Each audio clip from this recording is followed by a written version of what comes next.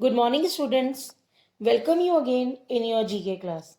Students, today we are going to start our chapter Governing Systems. Page number 58. Yes, what is the meaning of governing system? Means शासन प्रणाली. Means कैसे एक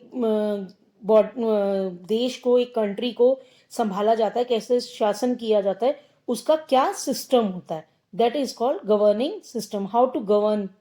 Okay, now write true or false. First, India is known as the largest democracy in the world. Means Bharat को दुनिया में सबसे बड़े लोकतंत्र के रूप में जाना जाता है. Yes, answer is true. जाना जाता है. Second, the United Kingdom is one of the few countries in the world. United kingdom दुनिया के उन कुछ देशों में से एक है जिनके पास राइटिंग में मींस रिटन कॉन्स्टिट्यूशन में कुछ है, संविधान नहीं है. Yes, answer is true. The United Kingdom is one of the few countries in the world that doesn't have a written constitution. Third, Martin Luther King Jr., the President of United States of America, fought for the civil rights of the people.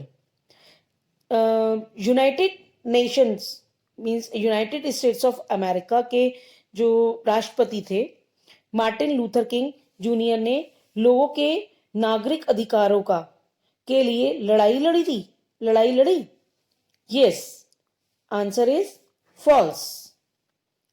Fourth, The United Arab Emirates is a constitutional federation of 7 Emirates. संयुक्त जो राज्य था Arab Emirates, उसमें 7 Emirates का एक संवैधानिक महासंघ है. मीन्स कॉन्स्टिट्यूशनल फेडरेशन है. Yes, answer is true. Fifth, in France the king is still the ceremonial head of the state. France में क्या आज भी राजा जो है वहां का राज्य का एक सेरेमनियल मीन्स औपचारिक हेड है. Answer is false. Now answer the following questions. First, what is the minimum voting age in Brazil? Means Brazil में वोटिंग की एज कितनी है, मतलब मीन्स कितने आयु के वर्ग के लोग जो हैं वो वोट कर सकते हैं. Answer is 16. जैसे हमारे यहाँ कितने पे होता है, 18 पे होता है, लेकिन वहां पे ब्राजील में 16.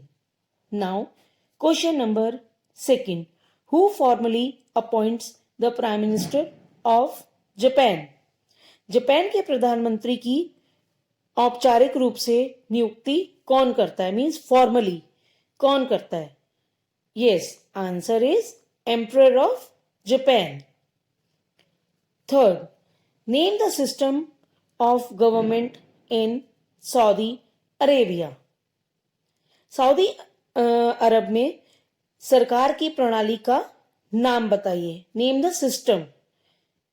गवर्नमेंट की जो सिस्टम होता है उसकी क्या मतलब नाम क्या होता है उसका सिस्टम का.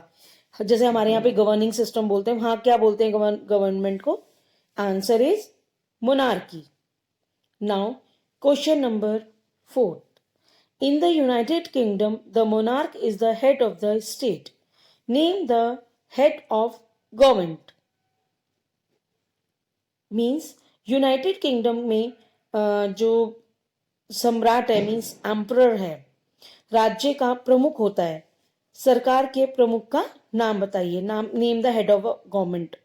Answer is prime minister. Now fifth, the United states hold presidential elections after how many years. Means United Nations of America जो है उसमें यूनाइटेड स्टेट्स ऑफ अमेरिका में कितने वर्षों के बाद राष्ट्रपति का सिलेक्शन होता है, इलेक्शन के द्वारा सिलेक्शन होता है, तो कितने सालों बाद होता है. सब में हर एक कंट्री का अलग अलग होता है. तो वहां पे कितने सालों बाद होता है? 4 years. After 4 years. Now, 8 tidbit times. India is multi-party democracy. Like the United Kingdom, it has a parliamentary system of government. Like the United States, India has a federal structure of government in which the constitution divides power between the central government and the state governments. Means एक बहुपक्षीय multi मतलब India जो है एक बहुपक्षीय लोकतंत्र है।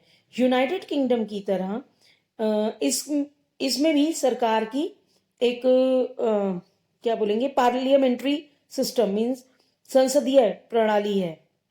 ठीक है। संयुक्त राज्य अमेरिका की तरह भारत में सरकार का एक स्ट्रक्चर है, एक गवर्नमेंट का एक स्ट्रक्चर है जिसमें संविधान मीन्स कॉन्स्टिट्यूशन, केंद्र सरकार सेंट्रल गवर्नमेंट और राज्य सरकार जो होती है स्टेट गवर्नमेंट के बीच शक्ति को डिवाइड करता है, विभाजित करता है।